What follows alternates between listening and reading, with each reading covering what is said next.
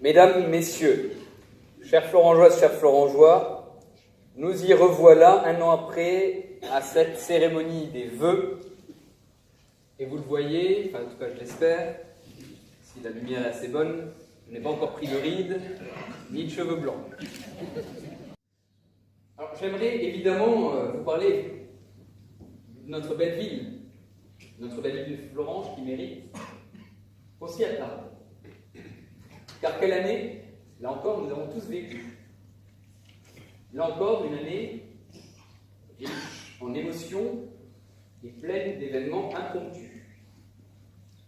Ce soir, j'ai bien évidemment envie de clôturer avec vous cette année 2017, mais surtout, j'aimerais vous présenter notre démarche et notre défi d'ici à la fin du mandat. Alors, je m'excuse par avance du côté exposé qui pourra paraître parfois un peu long, mais ça me semble important de vous le présenter. Dans la chronologie du mandat, l'année 2017 peut être résumée en disant qu'elle était l'année de la construction. L'année de la construction, puisque nous avons posé pendant un an les fondations qui nous permettront d'ici à la fin du mandat de répondre à la fois aux objectifs que nous nous étions fixés en 2014, mais surtout, parce qu'au fond, on peut être tous d'accord, un programme ne tient pas compte des réelles évolutions et des enjeux, même s'il doit être respecté, et nous le respecterons, mais surtout donc pour répondre à ces enjeux, aux enjeux contemporains qui frappent notre ville comme toutes les autres. Je tiens à évoquer un sujet qui a été pour moi plus important que d'autres, c'est la pleine reprise en main et la pleine restructuration du service public aux Florangeois. L'année 2017 a été un temps particulier, une année particulière, où nous avons posé les bases d'une réforme plus globale de ce service aux Florangeois. Cette année nous a permis de réformer parce que j'ai une conviction, et je crois que cette conviction est partagée par l'essentiel du groupe de la majorité, c'est que les Florangeois attendent de son service public, c'est-à-dire des services de la commune, mais aussi de ses démembrements, comme le CCAS ou certaines associations à vocation de service qui n'existent que grâce à l'aide et au soutien de la commune, et sont donc d'une certaine manière paramunicipales. Les Florangeois attendent de nous que nous correspondions tous collectivement à certains impératifs et à certaines exigences d'efficience, d'efficacité, de réactivité et surtout de bonne utilisation des données publiques. Les augmentations successives d'impôts, à Florange comme partout, et je tiens à le dire et à rassurer tout le monde, nous n'en proposerons pas à ce budget, ces augmentations successives ont rendu nos carences, quand elles existent, d'autant plus insupportables pour eux et peut-être pour vous tous. C'est pourquoi, mus par cette volonté affichée d'améliorer la lisibilité et l'accessibilité de notre organisation, nous avons engagé une recentralisation, une reprise en main de certaines activités auparavant gérées par des tiers. Dans le même esprit, notre équipe a entamé un laborieux travail de réorganisation et de réforme à l'égard du fonctionnement des services au quotidien de la ville. Un exemple, l'équipe de direction a été, en une année, entièrement renouvelée. Et je tiens à saluer un certain nombre de membres. Alors, je m'excuse, je ne pourrais pas citer tous les nouveaux arrivants de la ville. Il y a eu beaucoup de mouvements à la ville de Florange. Alors, je vais déjà m'arrêter en saluant l'ensemble des membres de la direction qui se sont renouvelés. Donc, le nouveau directeur général de service, Hervé Guillaume, que je tiens à saluer. L'arrivée d'une nouvelle directrice des ressources humaines, Stéphanie Moinel. D'un nouveau directeur des services techniques, Jean Bayeux, et bientôt probablement d'un nouveau directeur des services à la population. Cette réorganisation s'est concrétisée par la modification de l'organigramme fonctionnel, mais également par l'émergence de nouvelles techniques managériales.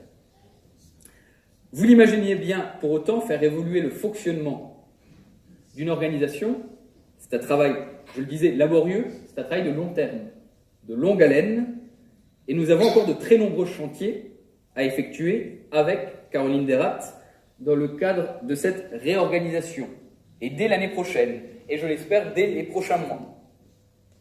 Premièrement, la reprise en main et la remise aux normes de notre règlement intérieur, qui pourtant date de 2010, mais qui ne semble pas correspondre à la plupart des impératifs du droit du travail élémentaire.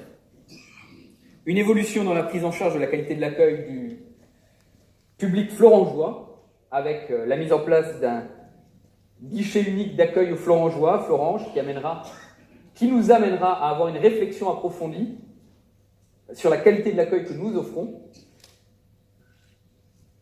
et un réaménagement fonctionnel du bâtiment de la mairie. Dans le cadre de cette réflexion, la question des horaires d'ouverture de la mairie est à étudier. Et en attendant, l'ouverture de la mairie le samedi matin telle qu'elle existe aujourd'hui sera pérennisée. Donc pour ceux qui ne le savent pas, la mairie est depuis quelques mois ouverte les samedis matins une fois par mois, donc le premier samedi du mois, pour vos démarches, avec également une permanence sans rendez-vous des élus. Concernant ce bâtiment de la mairie, je tiens également à préciser que nous tenons, pour cette année 2018, à investir pour rénover et moderniser ce qui est le cœur de la démocratie à Florange, à savoir nos salles du conseil et des commissions. Et je le dis, bien évidemment, tous les conseillers municipaux seront associés dans cette démarche. Bien sûr, je le sais, les changements créent toujours des frustrations ou des incompréhensions, conséquence des évolutions des pratiques, parfois entrer dans des mœurs ou dans les habitudes.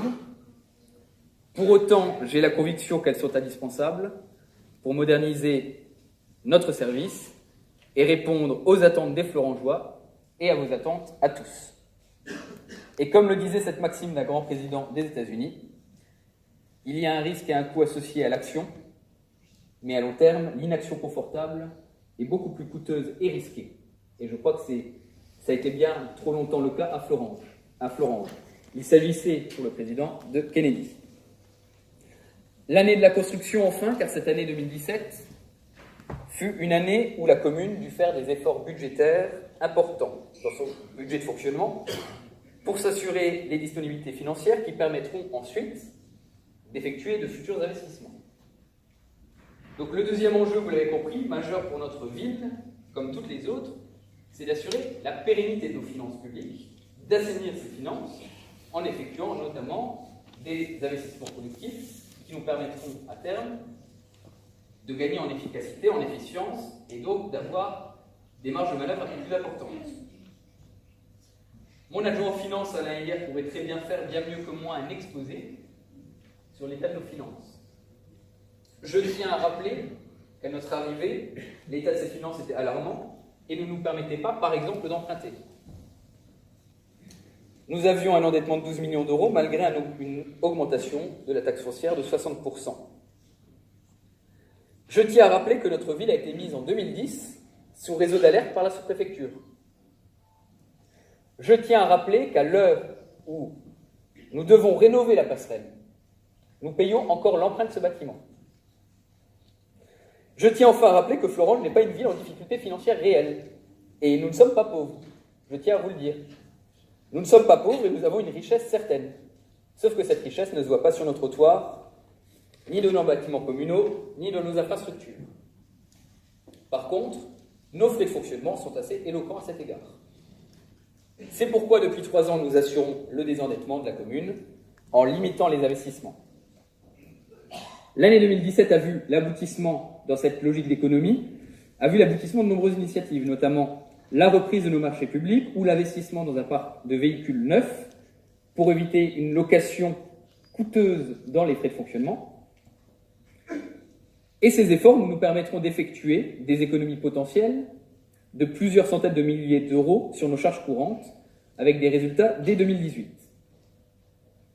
Sur la charge de personnel, un des défis de la réorganisation que j'ai évoqué tout à l'heure, c'est de réussir à faire mieux avec moins.